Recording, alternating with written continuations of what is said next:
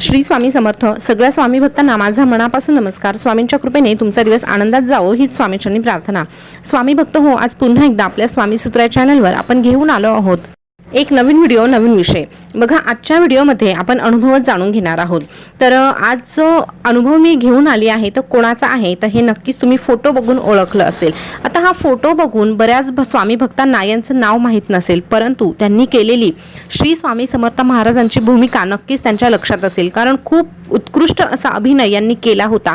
त्या मालिकेचं नाव होतं कृपा सिंधू स्वामी समर्थ महाराज, असं त्या मालिकेचं नाव होतं. आता यांचं नाव काय आहे तर यांचं नाव आहे प्रफुल्ल सामंत. ते म्हणतात की स्वामी महाराजांची भूमिका मला करायला मिळाली हे मी माझं परम भाग्य समजतो. ही भूमिका मिळण्याचे एकमेव कारण म्हणजे माझ्या आई वडिलांची पुण्याई, कारण ते दोघंही स्वामी सेवेकरी स्वामी भक्त होते आणि माझे वडील म्हटलं तर पूर्ण आध्यात्मिक मार्गात होते व त्यांची स्वामींवरची जी भक्ती होती, जी श्रद्धा होती ती खरोखर खूप जास्त होती. दिवस रात्र ते स्वतःचं काम करण्यापूर्वी स्वामींना नमस्कार करत होते आणि तिथून पुढे त्यांचा दिवस सुरू होत होता असं ते सांगतात. आणि त्यांच्यामुळे, त्यांच्या पुण्याईमुळे कुठेतरी माझ्या वाट्याला स्वामी महाराजांची भूमिका करण्याचं सुख मिळालं. अनेक कलाकार ही भूमिका करायला इच्छुक असताना देखील माझीच निवड या ठिकाणी झाली. ती काही साधी गोष्ट नाही, ते स्वामींनी घडवून आणलेली गोष्ट आहे. तर बघा, स्वामी समर्थांची मालिका मी मराठी या वाहिनीवर सुरू करण्याचा विचार ज्यावेळी झाला त्यावेळी अनेक नटांच्या मुलाखती घेतल्या गेल्या, ऑडिशन झाले आणि माझंही त्या ठिकाणी ऑडिशन झालं. मीही मुलाखत दिली आणि त्या सगळ्यांमधून प्रचंड गर्दी होती आणि त्या प्रचंड गर्दीमधून फक्त आणि फक्त माझीच निवड झाली. माझी निवड जेव्हा पक्की झाली तेव्हाच माझ्या लक्षात आलं की हे सगळं काही माझ्या आईवडिलांचं मिळालेलं, मला म्हणजे माझ्या आईवडिलांनी केलेली जी भक्ती आहे त्याचं फळ अशा पद्धतीने मला मिळालं आहे.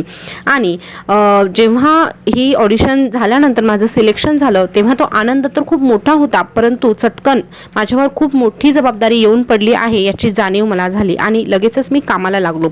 श्री स्वामी समर्थ महाराजांची जशी जमेल तशी मी सेवा करत होतो, परंतु खऱ्या अर्थाने आता मला गरज होती ती स्वामी महाराजांना पूर्णपणे ओळखण्याची आणि श्री स्वामी समर्थ महाराजांना अजून चांगल्या पद्धतीने जाणून घेण्यासाठी मी संपूर्ण अभ्यास करू लागलो. स्वामी महाराजांच्या ज्या काही बकरी होत्या, जे काही साहित्य होतं, जिथून मला माहिती मिळेल तिथून मी ती माहिती शोधण्याचा प्रयत्न करत होतो. जी पारायणं होती, जी पारायणं मी अजूनपर्यंत केलेली नव्हती, त्याची प्रचंड पारायणं देखील मी या काळामध्ये केली.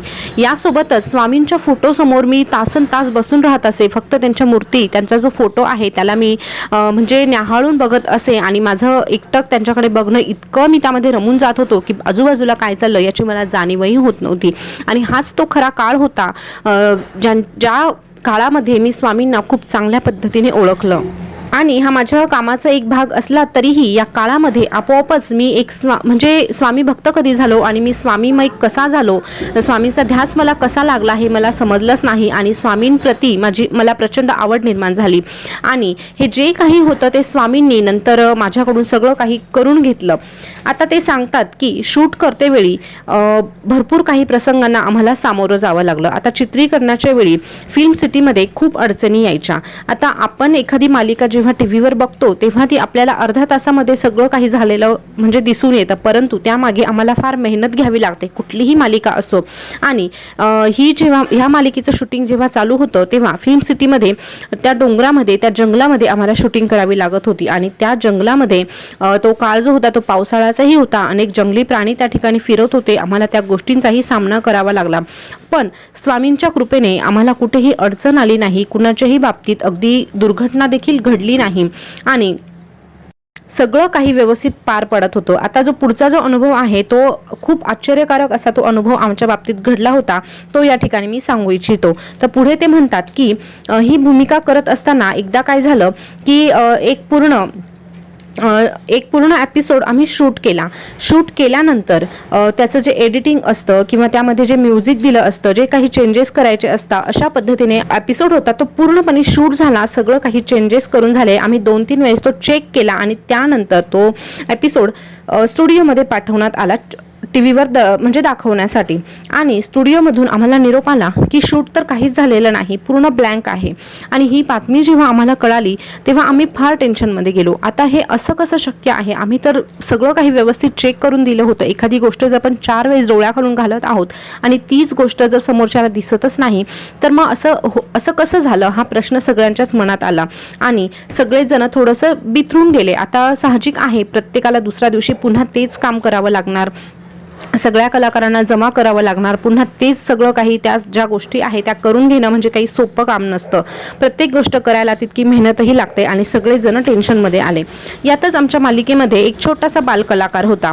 त्या बालकलाकाराची जी आई होती ती स्वामी सेवेकरी होती आणि ती सहजच आम्हाला म्हणाली की आपण ह्या सेटवर स्वामी महाराजांची मूर्ती किंवा फोटो स्थापित करू आणि त्या ठिकाणी आपण रोज स्वामींची आरती करून मग आपली शूटिंग चालू करत जाऊ, असं त्यांनी सहज आम्हाला बोलून दाखवलं.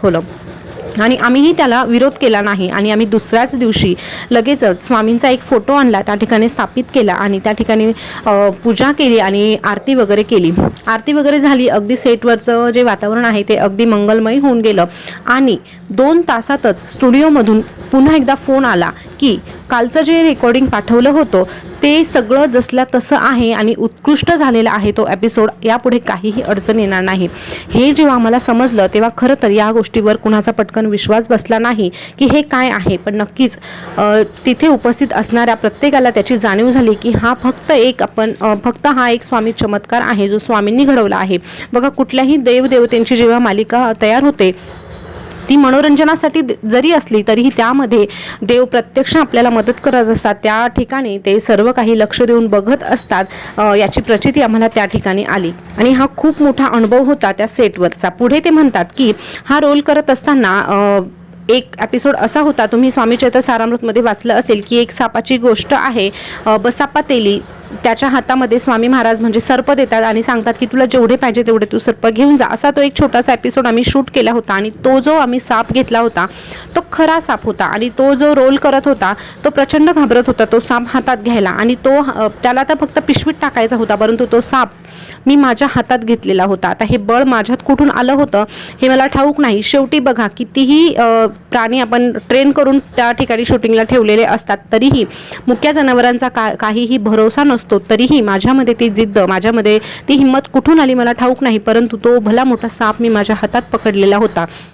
आणि विशेष म्हणजे आम्हाला कोणालाही तिथे नुकसान पोहोचलेलं नव्हतं असं ते सांगतात. नाही, हे जे काही घडलं ते सगळं स्वामी महाराजांनीच घडवलेलं आहे असं ते या ठिकाणी सांगतात. आणि अशा प्रकारे ती पूर्ण मालिका खूप छान पद्धतीने म्हणजे उत्कृष्टरित्या पार पडली. आणि आजही मी कुठेही लोकांच्या समोर गेलो तर ते मला स्वामी महाराज म्हणूनच ओळखतात. बघा, मी तर फक्त एक दगड होतो. ते पुढे जाऊन म्हणतात की मी फक्त एक दगड होतो, परंतु जेव्हा आपण एखाद्या दगडाला शेंदूर फासतो तेव्हा त्याला दैवत्व प्राप्त होतं. तसंच माझं झालं आहे.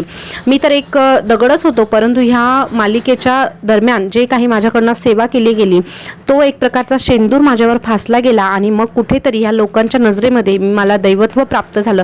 दैवत्व म्हणणारा मी इतका मोठा कोणी नाही, परंतु आज लोक मला त्यांच्या नावाने ओळखत आहे, हे मी माझं परमभाग्य मानतो असं ते सांगतात. आणि ह्या ठिकाणी अशा पद्धतीने त्यांना हा अनुभव आलेला होता. तर स्वामी भक्त हो, कसा वाटला हा अनुभव कमेंटमध्ये नक्की सांगा. पुन्हा भेटूया अशाच नवीन अनुभवासोबत. तोपर्यंत बोलत राहा श्री स्वामी समर्थ, जय जय स्वामी समर्थ. श्री स्वामी समर्थ, जय जय स्वामी समर्थ. धन्यवाद.